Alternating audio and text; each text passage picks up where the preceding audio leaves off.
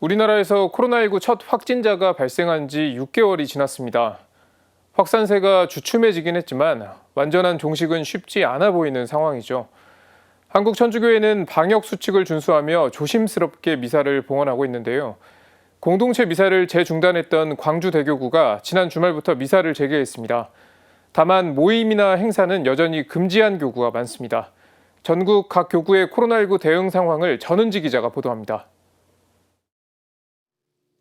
광주대교구가 지난 18일부터 공동체 미사를 재개했습니다.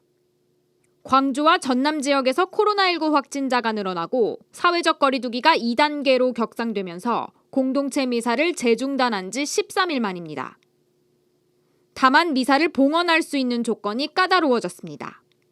실내에선 50명, 실외에선 100명 미만의 교우가 미사에 참석하도록 미사 대수를 조정하도록 했습니다.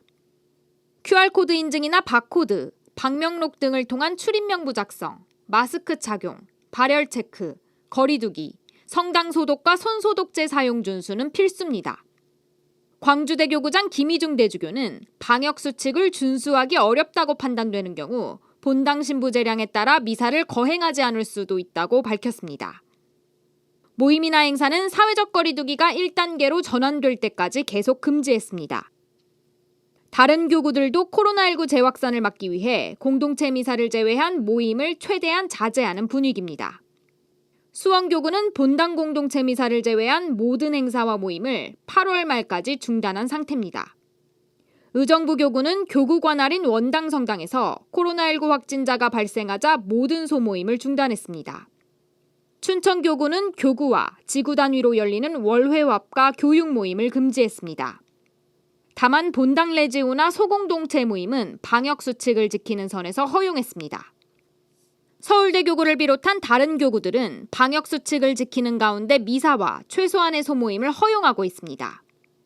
특히 대구대교구는 작은 교리실에서의 소모임을 피하고 성전이나 강당 등 넓은 공간에서 방역 수칙을 지키며 원례회를 하도록 했습니다. 마산교구는 13일 공문을 통해 방역 당국이 천주교와 불교에도 종교 소모임을 자제해달라고 권고했다며 마스크 착용을 의무화하고 음식을 나누지 않는 등 방역 지침을 준수해달라고 당부했습니다. 한편 중앙재난안전대책본부는 지난 3일 개정된 생활 속 거리두기 세부 지침을 문화체육관광부를 통해 종교시설에 전했습니다. 지침에 따르면 65세 이상 어르신을 대상으로 한 구역 모임과 성경 공부, 연령별 행사 등 대면 접촉이 일어나는 모임은 자제해야 합니다. 수련회와 기도회, 여름 캠프는 금지되며 종교시설에서의 음식 섭취도 삼가야 합니다. 또 성가를 부르거나 큰 소리로 기도하는 등 침방울이 튀는 행위도 자제하는 것이 바람직합니다. CBBC 전은지입니다.